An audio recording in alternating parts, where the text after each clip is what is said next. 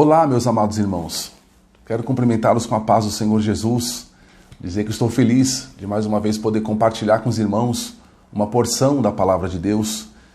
Desejo que o Senhor abençoe cada um dos irmãos e as suas respectivas famílias, que o Senhor os guarde em paz, em saúde, em plena saúde e na alegria do Espírito Santo, na unção do céu. Irmãos, eu gostaria de meditarmos nesta noite num assunto. Para isso eu gostaria de ler Apocalipse capítulo 21 e o versículo 4 apenas. Depois, se os irmãos quiserem ler um contexto, o versículo 4 do Apocalipse 21 diz assim: Ele enxugará dos seus olhos toda lágrima.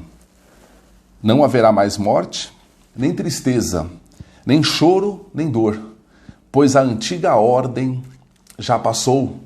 A leitura está na NVI. Apocalipse 21, irmãos, fala da Nova Jerusalém, o céu, né? Fala da cidade, irmãos, em que iremos morar com o Senhor quando Ele vier arrebatar a sua igreja. E este capítulo fala a respeito de como será a Nova Jerusalém, como ela é. Diz a respeito do que tem, do que há na Nova Jerusalém. E também fala do que não há na Nova Jerusalém.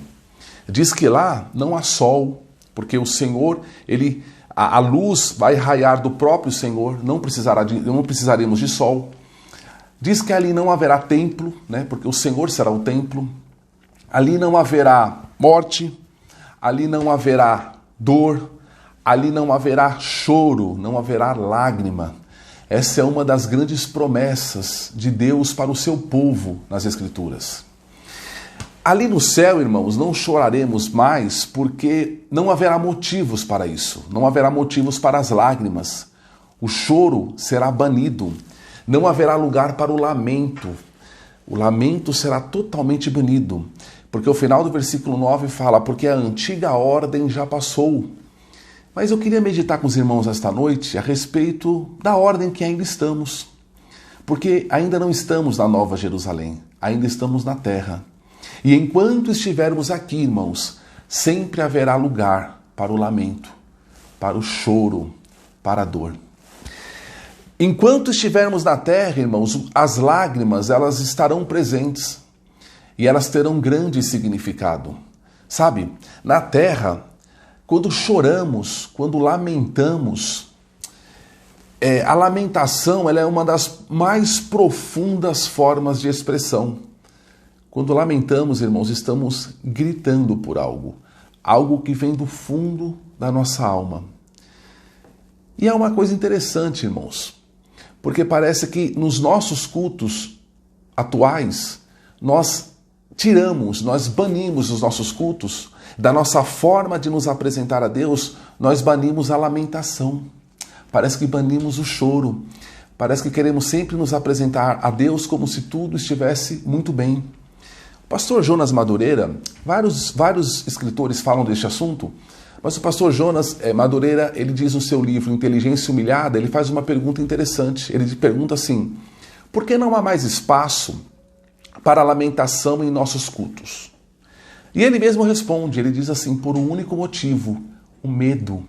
E segundo ele, temos vergonha de chorar, porque o choro expõe a nossa fraqueza. A lamentação é para nós algo aterrorizante. Ela desestabiliza o nosso orgulho.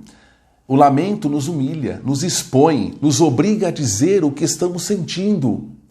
E nós não gostamos de dizer o que estamos sentindo, nós gostamos de esconder o que estamos sentindo. E muitas vezes escondemos até mesmo do Senhor. Então, extirpamos do nosso meio o lamento e o nosso culto ficou incompleto. Quer ver uma coisa, irmãos? Quando nós vemos alguém chorando, parece que quase instintivamente, parece que automaticamente nós somos levados a perguntar para aquela pessoa: por que você está chorando? Por quê? Porque nós não aceitamos o lamento em silêncio. Na vida cristã, a lamentação parece ser algo sujo, algo carregado de sentimentos reprováveis. A lamentação parece demonstrar dúvida. A lamentação parece estar em choque com a confiança, em choque com a fé. A lamentação parece trazer questionamentos que nós não devemos fazer. Mas surge um problema daí. Por quê? Porque quando nós extirpamos, tiramos da nossa vida, da nossa liturgia, da nossa vida espiritual, a lamentação, e vamos para as Escrituras, nós aprendemos uma coisa, que a lamentação ela é bíblica. Irmãos, a lamentação é bíblica. A lamentação, ela está presente tanto no Antigo quanto no Novo Testamento. E tem mais. A palavra de Deus, irmãos, está cheia de orações e cânticos com lamentações. Tanto é que a Bíblia tem um livro com esse nome. Deus fez com que houvesse um livro, dos 66 livros da Bíblia, um livro chamado Lamentações. Assim, nós não podemos nos livrar da lamentação. Por quê? Porque quando a gente vai para a Bíblia, ela está lá. Quando a gente lê a Bíblia, a lamentação está lá. Os salmos, os cânticos estão carregados de lamentação. Quando nós olhamos para a cruz, a gente vê que a lamentação também está lá. Portanto, irmãos, nenhum argumento triunfalista acabará com a lamentação. E eu queria nesta noite transmitir isso a você, ao teu coração, para te dizer que a lamentação é algo que faz parte da vida cristã. E é uma ferramenta que Deus deixou para nós. É isso que nós vamos meditar. Não podemos, irmãos, usar o fato de sermos cristãos, de servirmos a Deus, acharmos que por isso estaremos isentos, estaremos livres da dor e do sofrimento que decorre da dor. Sabe, existe uma doença chamada insensibilidade congênita à dor. O que é essa doença? São pessoas que não conseguem sentir dor ou não conseguem derramar lágrimas. O pastor Ravi Zacarias, que inclusive faleceu o mês passado, Ravi Zacarias era um teólogo indiano. Ele nos conta a respeito no seu livro A Morte da Razão, ele nos conta a respeito de uma menina norte-americana, uma menina pequena, que ela sofria dessa doença chamada insensibilidade congênita à dor. Essa menina, ela não conseguia sentir dor, ela não sentia dor. Quando ela era ainda bem pequena, ela mordia os seus próprios dedos ao ponto de sangrar e não tinha nenhuma reação à dor. Os seus pais tiveram que extrair os seus dentes, de que ela estava já se machucando demais com as próprias mordidas. Essa menina era capaz de colocar a mão no prato muito quente sem sentir qualquer dor. Ela tinha inclusive de usar óculos protetor, porque certa vez ela coçou tanto a sua córnea que chegou a arranhar a própria córnea. Às vezes, essa menina dizia que ela tinha vontade de chorar, mas ela não conseguia. A vida média, irmãos, de uma pessoa que tem essa doença, insensibilidade congênita à dor, a vida média é de 25 anos. Sabe qual era a principal oração, o principal desejo dos pais dessa menina? O nome dela era Gabi. Os principais desejos desses pais é que a filha pudesse sentir dor. A dor, o lamento, o pranto é algo que Deus deixou para nós enquanto estivermos do lado de cá, porque Ele sabe que precisamos disso. Sabe, pelo fato do lamento ser bíblico, obviamente, irmãos, o lamento ele não é pecado. Lá no capítulo 1 de Jó, a Bíblia diz que ali contém uma das maiores lamentações bíblicas. Diz ali que Jó perdeu seus bens, Jó perdeu seus filhos, Jó perdeu a sua saúde, né? Depois de tudo aquilo, Jó ele se levanta, ele rasga suas vestes e ele se prostra ao chão. Era um gesto de profunda lamentação. Lá no meio do livro, diz que Jó ele amaldiçoou o dia que ele nasceu, né? Maldito foi o dia que eu nasci. Parecia acusar Deus de injustiça. Mas o escritor, lá no capítulo 1 de Jó, ele diz assim: em tudo isso, Jó não pecou. Em tudo isso, Jó não pecou. Portanto, irmão, a lamentação ela não é pecado. Sabe, se fosse numa liturgia atual, nós diríamos que Jó era um incrédulo. Nós diríamos que Jó é alguém que não sabe lidar com o sofrimento. Jó tá se lamentando demais. Jó tá com mimimi. Não. Irmãos, preste atenção. Não temos o direito de dizer a uma pessoa que está mergulhada no sofrimento e tristeza simplesmente o seguinte: sacode, né, a poeira e segue. Não devemos supor, irmãos, que por confiarmos em Deus não teremos os nossos dilemas. Sabe, a Bíblia diz assim, falando de Jesus, fala assim: ele não quebrará o caniço quebrado e nem apagará o pavio que fumega. Está lá em Isaías essa profecia. O texto se refere, irmãos, quando ela fala do que não quebrará o caniço, né, ou a cana que está quebrada, ele não esmagará a cana quebrada.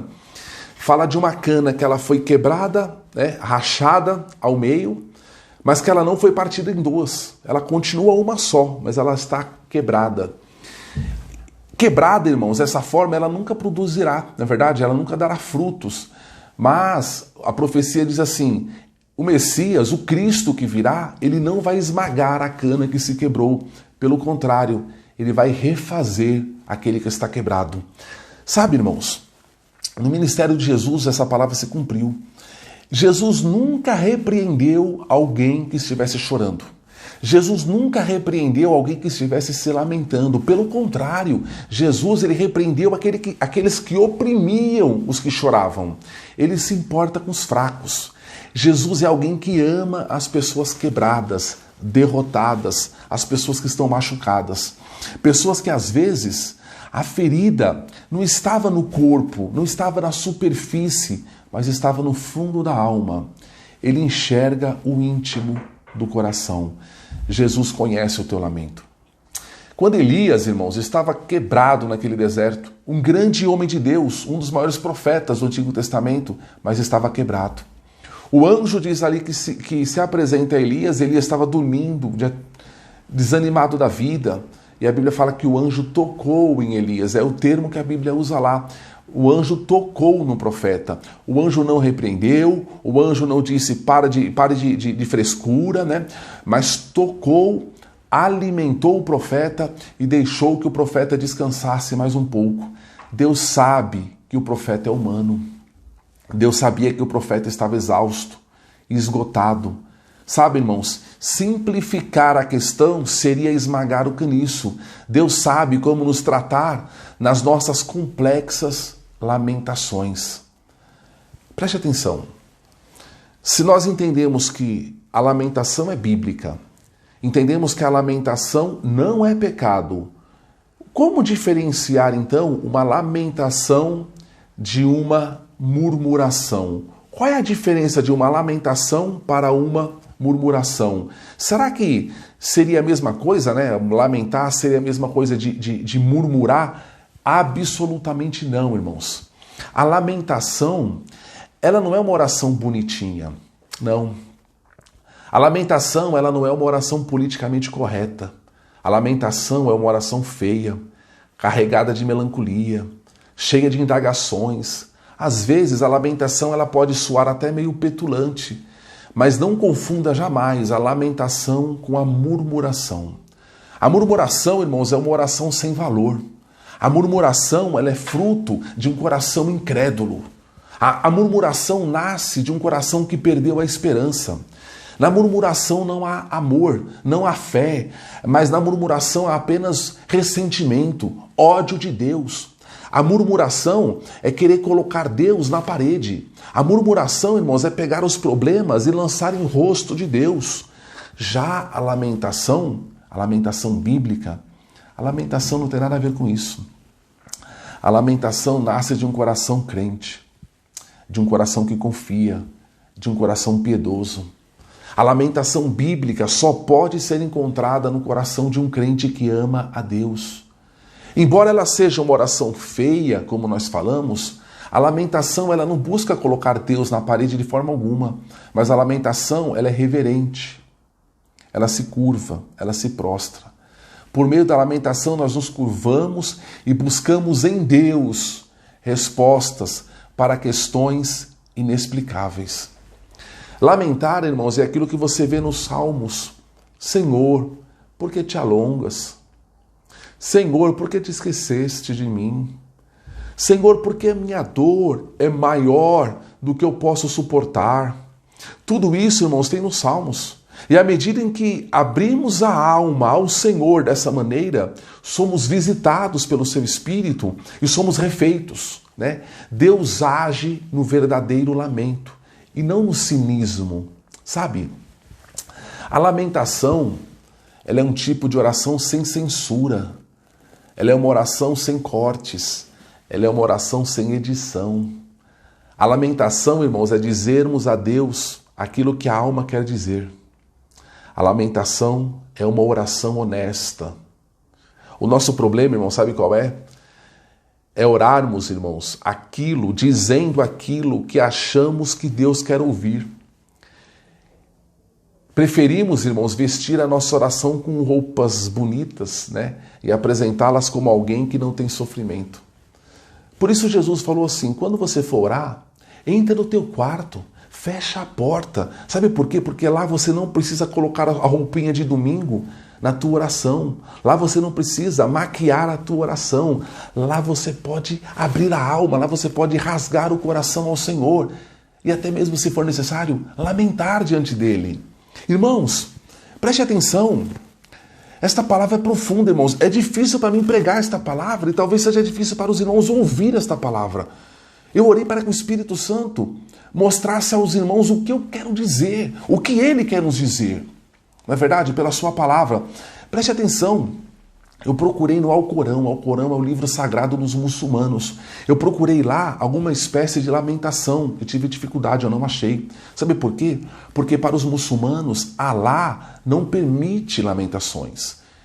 A ordem é, seja forte. Aceite o que o destino te preparou. Engula o choro e siga. Mas o nosso Deus, irmãos, o Deus da Bíblia, o Deus verdadeiro, o Deus Jeová, ele chorou. Jesus chorou. Irmãos, o nosso Deus chorou. Por isso ele entende o nosso choro. Enquanto os falsos deuses, as falsas religiões dizem, não, aceite o destino e vá, né? De cabeça erguida, o nosso Deus chorou. E ele entende quando a gente chora, sabe? Ele sabe que a lamentação é coisa de gente piedosa, de gente humana, demasiadamente humana. Jesus, irmãos, ele foi um homem perfeito. Jesus chorou. Chorou justamente por ser um homem perfeito. O homem perfeito chora. Encontramos na cruz, irmãos, a verdadeira lamentação. Porque veja só, Jesus disse assim, ó, Deus meu, por que me abandonaste? Isso é uma lamentação. Mas veja que há dois lados na lamentação. O primeiro lado é a certeza de que Deus é Deus. Isso a difere da murmuração. Isso muda tudo. Ela entende que Deus é Deus. E aí depois ela vai apresentar então a lamentação. Não há ressentimento, mas há uma busca intensa. O problema, irmãos, é que depois da adoração, a lamentação traz o dilema. Ele vai dizer assim, Deus meu. Ele vai adorar a Deus. Ele sabe que Deus é Deus. Aí depois ele vem com um dilema, com um problema. Por que me abandonaste? Sabe qual é o nosso problema? É que a gente não suporta o dilema. Por isso, irmãos, se nós ouvirmos uma pessoa orando uma lamentação, a gente busca logo corrigi-lo, repreendê-lo. Rapaz, o que você está falando? O que você pensa que você é? Precisamos, irmãos, resgatar a lamentação bíblica. A lamentação é o remédio contra o cinismo. Sabe, irmãos? Nenhuma pergunta que possamos fazer a Deus é capaz de surpreendê-lo ou pegá-lo de surpresa. Deus não se escandaliza com os nossos problemas. Às vezes, irmãos, a gente acha que se nós falarmos ou perguntarmos certas coisas para Deus, Ele vai falar, eu não acredito que você falou isso. Não, Deus não vai se surpreender com os seus dilemas. Deus conhece. Leia, irmãos. Quero deixar para os irmãos como lição de casa. Leia o Salmo 88. O Salmo 88, irmãos, talvez seja a mais feia oração da Bíblia. O Salmo 88 é a mais feia oração. Por quê? Porque ele começa e ele termina com dilemas. Ele começa e termina com lamentação. Ele não traz nenhuma esperança. Ele aparentemente não traz nenhuma luz. Eis a questão. Este salmo está na Bíblia. Talvez, irmão, se dependesse de nós, a gente tiraria de lá o Salmo 88, porque é um salmo que começa e termina lamentando, e a gente é um pouco triunfalista. Irmãos, o lamento é bíblico, o lamento é bom, desde que seja feito com reverência.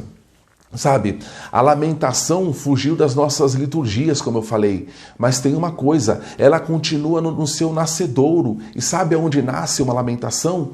No nosso coração. Suprimir o lamento, irmãos, é suprimir a totalidade do culto bíblico. Veja só o que o salmista, ele disse no Salmo 44, verso 23. Desperta, por que dormes, ó Senhor? O que você faria, irmão, se você ouvisse alguém orando do teu lado dessa forma? Desperta, porque dormes, ó Senhor. Você diria o que para essa pessoa? Que ela está desviada? Que ela não confia? Que ela não tem fé? Está no Salmo 44, versículo 23, como eu falei.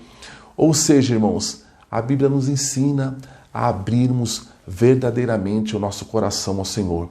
Volto a dizer, não há espaço para o lamento em nosso meio, mas permita-se chorar quando for necessário, né? O pastor Tim Keller, ele conta um testemunho em um dos seus livros. Ele fala a respeito de um homem que perdeu os seus 3 filhos em 3 momentos diferentes. E este homem, irmãos, quando ele estava no enterro do seu 3º filho, ele escreveu um livro a respeito disso, chamado A Visão a partir de um carro funerário. E ele diz assim, ele estava no enterro do seu 3º filho, e ele disse assim, eu estava sentado, destroçado pela dor. Um homem se aproximou e falou sobre o agir de Deus, o motivo de tudo aquilo acontecer, a esperança além túmulo, né? A esperança além do túmulo. Ele falava incessantemente, dizendo coisas que eu sabia serem verdadeiras. Fiquei impassível, disse o pai enlutado, eu fiquei impassível, a não ser por desejar que ele se fosse. E por fim, ele se foi.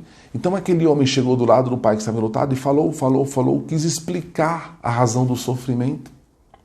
E o pai desejava só uma coisa, que aquele homem fosse embora. E ele se foi. Depois, outro homem se aproximou e sentou ao seu lado. Ele não disse nada, ele não fez perguntas. Simplesmente ele ficou do lado daquele pai durante 1 hora. Ouviu, né? Quando disse alguma coisa, ele falou poucas palavras e no final ele fez uma oração singela, rápida e se foi. O pai disse que ele ficou emocionado, que ele foi consolado. Ele falou, detestei quando aquele homem foi embora.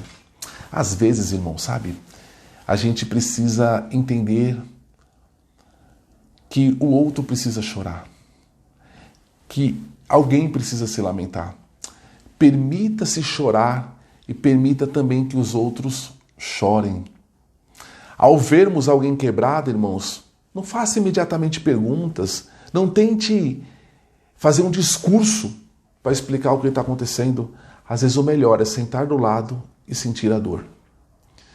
Os amigos de Jó, irmãos, erraram por causa disso, porque no sofrimento de Jó, eles quiseram entender e quiseram explicar tudo aquilo. Erraram, foram repreendidos pelo Senhor. Mas, irmãos, que saibamos ter essa empatia, às vezes sentir a dor, e simplesmente ficar do lado. E se tivermos que lamentar, que possamos lamentar juntos. Senhor, por quê?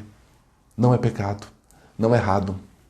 Sabe, eu senti, irmãos, de trazer essa palavra para demonstrar que as lamentações estão presentes na Bíblia. Para nos mostrar que o cristão não está imune a esse tipo de sentimento. E também uma coisa, para nos mostrar que Deus conhece esse sentimento e que Deus é capaz de fazer para cada um de nós a promessa.